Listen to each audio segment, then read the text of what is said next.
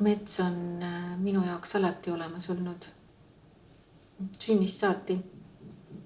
Näiteks suvel või koolivaheaegadel vanaema juures olles või siis perega nädalavahetusel väljasõite tehes. Muidugi me käisime ka igal pool mujal linnades või külades või tegime mõne välisreisi, aga enamus nädalavahetusi ikkagi tuli ette sõit kuhugi loodusesse ja esiti metsa. Kui ma mõtlen oma kõige sellise tugevama tunde peale, mis metsaga seostub, siis see on kindlasti seenelkäik. Sest ma arvan, et ma ei ole oma elus tegelikult kogenud paremat praktikat, mis mind kohale tooks. Kui ma lähen seenele, siis ma olen ainult seal. Minu mõtted on hästi joondunud ja tekib mingisugune nähtamatu side. Tegelikult on endiselt tajutav, aga ma teda ei näe. Selle korjaja ehk minu ja seene vahele.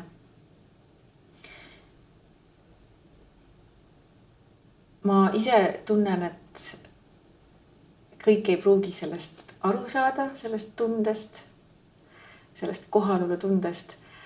Aga ükskord ma leidsin Valdur Mikit ühest raamatust mõtte, mille ta vist oli pealkirjastunud seene vaikusena. Ja tema kirjeldas seda kuidagi nii, et seenitäis korv on asetatud aida mademele ja sellised vaatad seda. Ja oledki sina ja see korv ja ümberringi on selline vaagumlik tühjus. Minu seene vaikus hakkab tegelikult varem. See hakkab juba siis, kui ma astun metsa ja enne kõike sellesse metsa, mille minu vanaisa on mulle selgeks õpetanud. Ja temale siis tema vanemad enne teda, et see on selline päritud metsarada ja metsas käimine ja metsa tundmine. Ja need minu metsad, need on Saaremaal Karujärve ümbruses. Et seal ma olen alati hästi kodus. Julgen minna hästi kaugele ka, et mets ennast, enda üllatusi saaks ka näidata. Sellesse samasse metsa, sinna minu koduradade metsa, ma viisin sellel suvel ühe oma pensioniealise sakslasest tuttava.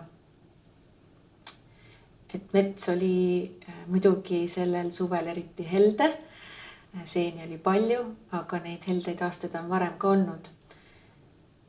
Ja siis ma õpetasin talle selgeks selle kukeseene tundmise kunsti. Ja toimetasime seal järgmised, ma ei tea, paar tundi kõrvuti. Ja mulle nagu nii meeldis kogeda, et ta veetis selle aja põhimõtteliselt laus imestuses.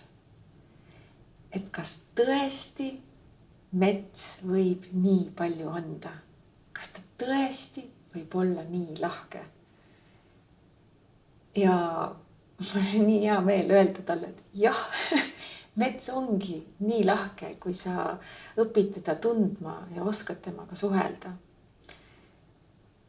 Ja sellel järgnes siis selline õpetus mustikast ja õpetus leesikast ja õpetus pohlast ja kuidas või mida peale hakata kuusevaiguga, et selles on ju ka ravijõudu, kuidas osja saab kasutada vaese mehe liivapaberina ja nii edasi, et see ampluaa on ju tegelikult hästi-hästi suur.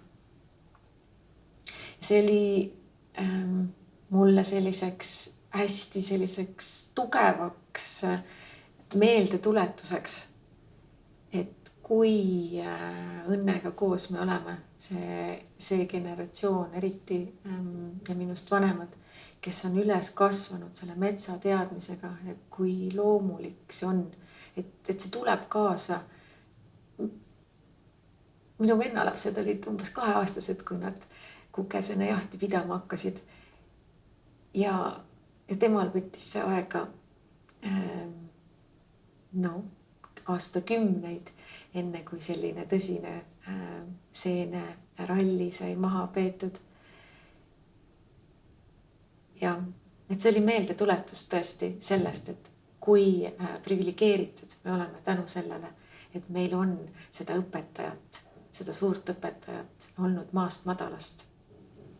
Aga mis metsaga seoses mulle on keeruline viimasel ajal on see, et sageli näen, kuidas metsal on auk sees või on mingid suured lagendikud, mis seal ei peaks olema. Ja minu enda seenemetsa on ka tekkinud üks selline auk.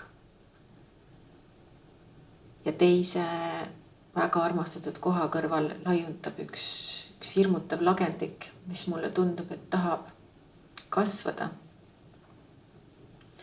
See on minu jaoks keeruline ja ma tunnen iga kord, kui ma neid olukordi näen, et siis minu süda tõmbub krimpsu.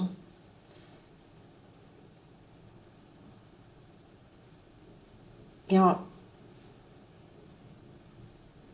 ma ei suuda teinekord mõista, et kuidas me ei ole näinud seda mitmekesisust, et seal ei ole ju ainult puud ja sealt ei ole ainult võetud puud ära, aga kogu see madalal maapinnal asuv taimestik on ka pea peale pööratud, katki tehtud ja minu armas seene niidistik on puruks.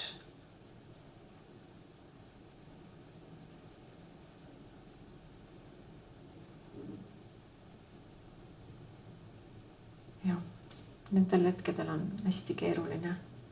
Ma väga tahaks, et inimesed, kes kuidagi metsaga toimetavad, siis metsaga koos või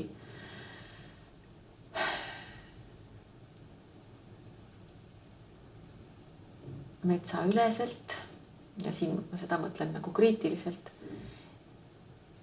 et nad suudaksid mõelda rohkem kõikide